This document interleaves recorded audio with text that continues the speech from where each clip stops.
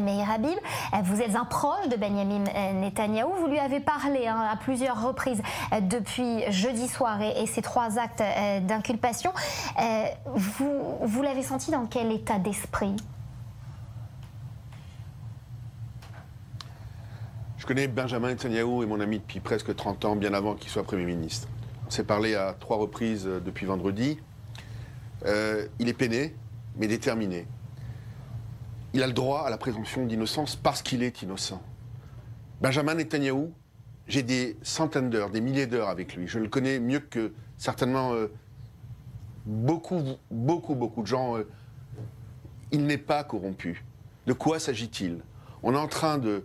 La personne qui fait briller Israël à travers le monde. Je rentre de Chine avec une vingtaine de parlementaires et je peux vous dire que, évidemment, on était pour inaugurer un village français, mais j'ai eu l'occasion de parler avec des très hauts dignitaires chinois. Je vois la force qu'a aujourd'hui ce pays, Israël, dans le monde, la force de Netanyahou, qui est une des premières puissances mondiales au niveau sécuritaire, au niveau économique, qui sont sur le point d'aller sur la Lune. Jamais Israël a été au zénith, le shekel, je crois, c'est difficile pour certains retraités, je le sais, et la monnaie peut-être la plus forte du monde, et on est en train... On n'arrive pas à battre Benjamin Netanyahou dans les urnes. Alors il n'arrive pas à le faire. Comment il compte surmonter ces épreuves? Meir Habib, comment il compte surmonter ces épreuves, autant sur le plan personnel que politique? Il est peiné, mais il est très fort. Il a le droit, il y a la loi. Si demain Benjamin Netanyahou est condamné, il démissionnera. Mais ce n'est pas le cas pour l'instant, on en est très très loin. Je voudrais vous rappeler, Nathalie Nagar, que Rafoul, par exemple, ou le ministre Friedman ont été aussi inculpés, et ils sont sortis blancs comme neige. Et c'est arrivé à des dizaines de reprises. Il est sûr de son innocence. Il pense qu'il a encore beaucoup à faire dans ce pays. Quand je vois aujourd'hui que des journalistes de premier ordre en Israël ont fait le Kaddish il y a quelques semaines, avant même son inculpation sur Benjamin Netanyahou, il a aujourd'hui, vous savez, moi je pense que le système n'est pas bon. Si on avait un système comme chez nous à la française, et si jamais on mettait aujourd'hui, il y avait une élection entre Benjamin Netanyahou et Benny Gantz, je pense que ce serait la meilleure des choses. Et les Israéliens décident. Moi je suis député français, je ne suis pas membre du Likoud, mais je suis très proche de Benjamin Netanyahou. Et j'ai la conviction aujourd'hui que personne n'a fait autant qu'il a fait. Mais alors justement, Meir Habib, j'ai cette question. Vous, en tant que proche de Benyamin Netanyahou, qui l'avait accompagné, Meir Habib, en tant que proche de Benyamin Netanyahou, qui l'avait accompagné, vous avez vu qu'il a tout fait, cet homme. Il a dépassé tous les records, il a battu Ben Gurion, il a vécu tous les honneurs. Gideon Sa'ar lui-même l'a reconnu hier. Qu'est-ce qu'il cherche?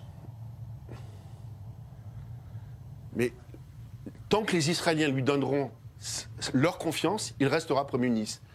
Israël est un État démocratique et le Likoud est un parti démocratique par ailleurs. Tant que dans un premier temps le Likoud, je vous garantis que si demain il y avait des primaires, à mon sens, moi je ne suis pas membre du Likoud, je suis un observateur extérieur, mais je connais bien le Likoud. Ça fait un moment qu'il n'y en a pas eu des primaires quand même. Tendance idéologique, évidemment. Ça fait un moment qu'il n'y en a pas eu des primaires. Ça fait un moment que ce charisme n'a pas été remis en question. Nathalie Nagar, alors j'ai un scoop pour vous. J'ai un scoop pour vous. Si jamais demain, il y avait des nouvelles élections, il y aura des primaires. S'il y a des candidats, il y aura des primaires.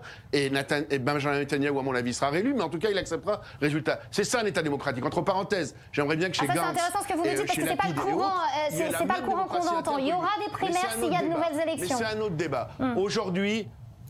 Mais évidemment, s'il y a des nouvelles élections, pas là maintenant, là, le Likoud est un parti, de ce que je crois comprendre, qui est très structuré. Aujourd'hui, il y a une personne qui a envie de se révolter contre Netanyahou parce qu'il est un peu trop pressé. Par ailleurs, quelqu'un de grand talent, que je connais bien, qui est un ami qui a de grandes qualités, mais qui soit patient. Parce qu'aujourd'hui, le Likoud, le pire dans un parti politique et ailleurs, et je vois ce qui s'est passé chez les travaillistes. Ils se sont bouffés les uns les autres. Aujourd'hui, ils sont à 6 mandats. Et je crois aujourd'hui que Benjamin Netanyahou a l'expérience nécessaire. Vous ne parlez pas du plus important. Je suis membre de la Commission des Affaires étrangères, vice-président. Aujourd'hui, l'Iran est en train, sur le point d'avoir l'arme nucléaire. L'Iran déclare vouloir détruire Israël. Je crois que ce que le pays a besoin, c'est d'avoir quelqu'un avec l'expérience, la force, le talent, l'intelligence, et pourquoi pas avec une union nationale, parce que si les Israéliens, c'est à vous à décider, citoyens israéliens, de ce qui doit se passer. Mais jusqu'à maintenant, au niveau des urnes, la majorité des Israéliens souhaite Benjamin Netanyahu. Regardez les blocs. Vous avez un bloc de 55, un bloc de 44. Et Lieberman n'a jamais été un homme de gauche. Pour des raisons politiques, il s'est mis entre les deux parce qu'il est très laïque, il a un problème avec les partis religieux. C'est un autre débat. Mais la majorité, et d'ailleurs j'invite, moi j'ai un conseil à donner aux Israéliens, allez voter, lorsqu'il y a des prochaines élections, mettez 2 bulletins, mettez un bulletin pour votre parti, et mettez un bulletin pour qui vous préférez en tant que Premier ministre. Et c'est ça la démocratie. Et si jamais Benjamin Netanyahu est condamné, il partira, mais il n'est pas condamné. Il a le droit à la présomption d'innocence. C'est le béaba, et je ne sais, parce que moi je le connais depuis près de 50 ans, il n'est pas corrompu. Il y a quand même une impression qui plane, et dont on a du mal à se défaire, c'est qu'au Likoud, on ne touche pas au chef, même quand la maison brûle.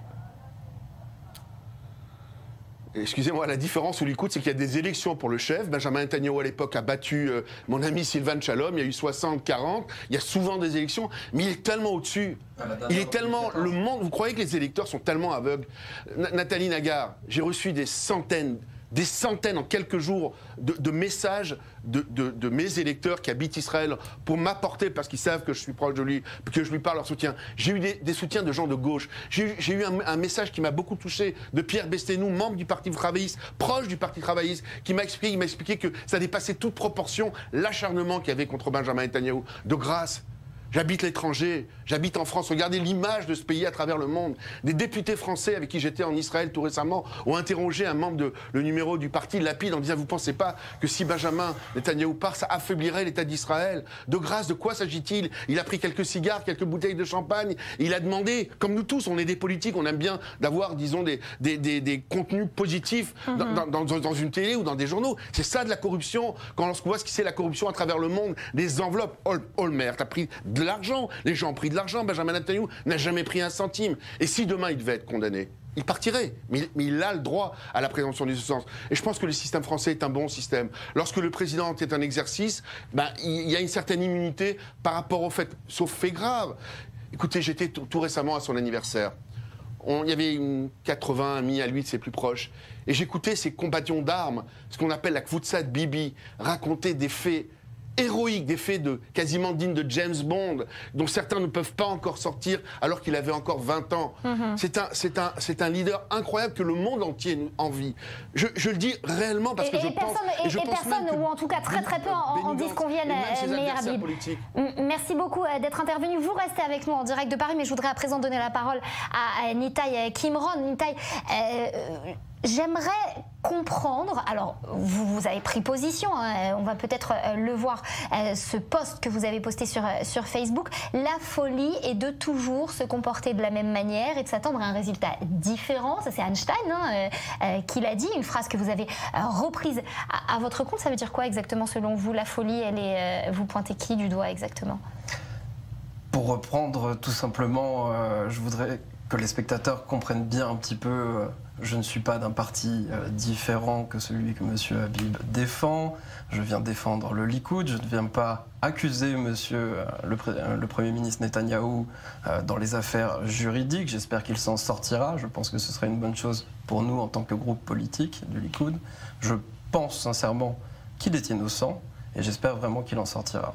Ceci étant clair. En revanche, c'est un acte de folie selon vous de continuer? Membre du Likoud et conseiller de ses membres, il est intéressant aujourd'hui de se poser des questions stratégiquement sur la capacité de notre leader à former le gouvernement. C'est cela qu'on demande au Premier ministre.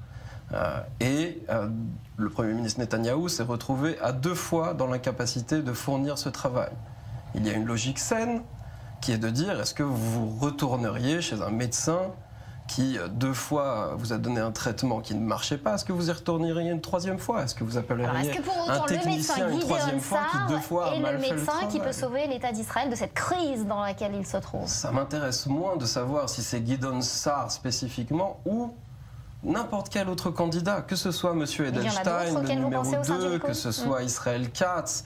Alors pourquoi ils ne s'avancent pas, ceux-là? Pourquoi Yuli Edelstein n'a pas parlé? Pourquoi ils s'enterrent dans une espèce de silence? Ce sont des craintes de politiciens de ne pas encore oser s'avancer sur le sujet.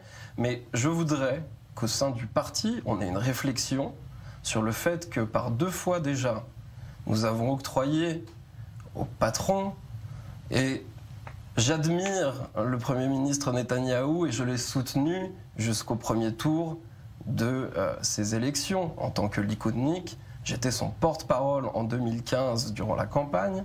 Mais il y a un moment où on fait de la politique et il faut se rendre compte de la situation. Et la situation est que par 2 fois déjà, ce qui est exceptionnel. Normalement, ça aurait dû arriver une fois, et peut-être après la seconde, mais là, on parle déjà de 3e élection. Donc, on a une expérience empirique de ne pas réussir à former un gouvernement. Et les raisons pour lesquelles il n'arrive pas à former le gouvernement, alors on peut les expliquer de 1000 manières différentes, mais moi, je pense que peut-être de ramener une autre tête au Likoud pourra donner la confiance à tous ces gens de la droite qui... Un nouveau souffle. Alors vous pensez pour ce nouveau souffle tous ces gens qui sont de droite, qui me le disent au jour le jour. Nous avons grandi dans des maisons du Likoud. Je ne vais rien vous cacher, c'est un grand public séfarade pour la plupart, qui me dit nous avons grandi dans une maison du Likoud, nous ne pouvons plus nous permettre de voter pour le Likoud à cause de Bibi. Je voudrais revoir tous ces gens-là revenir à la maison, être fiers de pouvoir voter le Likoud. Alors justement, est-ce que cette maison, c'est Gideon Sa'ar puisse continuer à lider ce gouvernement avec une formation de droite. Est-ce que Gideon Sa'ar peut sauver cette maison aujourd'hui? Je pense. Aujourd'hui, on n'a pas les éléments pour savoir si Gideon Sa'ar ou un autre peut le faire. On ne le saura qu'à l'heure X, le moment où il sera sur la chaise. Mais s'il y a des réalités en politique, c'est qu'un pouvoir ne se donne pas. À un moment, on le prend. Je pense que Gideon Sa'ar a eu le courage de faire ce premier pas et il est le premier d'une longue liste au Likoud qui continuera. Que ce sera un moment très dur à passer pour le Likoud. On va recevoir beaucoup de feu sur ce processus. Mais je pense que pour après, ça fera beaucoup de bien à tout le monde, en effet. Et je tiens à revenir que c'est vraiment primordial que ça ne vient pas d'un endroit de essayer d'écarter Bibi à tout prix. Bibi, je l'ai défendu toute ma vie politique, mais il y a une réalité politique, mathématique, stratégique, de dire le patron n'a pas rendu le travail demandé. Je vais vous dire même plus, la politique en Israël, ça nous prend aux tripes, on voit ça souvent, on fait souvent des comparaisons un peu militaires, un peu combattantes. Moi, j'ai l'impression qu'on est au combat et que mon général, depuis 2 fois, je l'ai vu mettre le genou au sol et je le vois en train de commencer à ramper au sol. Et la question que je pose, c'est est-ce qu'il n'est pas temps d'envoyer les colonels diriger les troupes? Monsieur Habib a donné un point très important. Il y a la question de l'Iran. Cette métaphore, elle pourrait avoir un double sens aujourd'hui au regard de la composition et de la formation bleu-blanc. Il y a la question de l'Iran qui est de manière permanente sur nos têtes. Est-ce qu'on reste sans gouvernement qui s'occupe de cette question pendant tout ce temps-là? Est-ce que le fait que ce soit M. Netanyahou à la tête du gouvernement israélien ou pas, ça va changer la donne avec l'Iran? Non, je ne pense pas. Merci beaucoup, Meir Habib. Il vous reste 1 minute pour réagir aux propos de Nitaï et puis nous donner votre mot de la fin peut-être. Moi, monsieur, votre invité a le droit de soutenir le candidat qu'il veut. Je dis simplement, si demain il y a des élections au Likoud, j'ai la conviction, et je peux me tromper, que Netanyahou écrasera tous les autres candidats. Je vais vous expliquer pourquoi. Jérusalem a été unifiée. Le Golan, aujourd'hui, s'est plié. La Judée-Samarie, c'est quasiment... pour la première fois, on a entendu le secret d'État américain. C'est le combat de notre vie. C'est le combat pour beaucoup d'entre nous, vos auditeurs, cette réalité historique que la Judée, je l'ai dit, j'étais seul à le dire à l'Assemblée nationale, la Judée, un juif ne sera jamais un colon en Judée. Merci beaucoup. On est en train d'y arriver, on est en train de toucher du droit.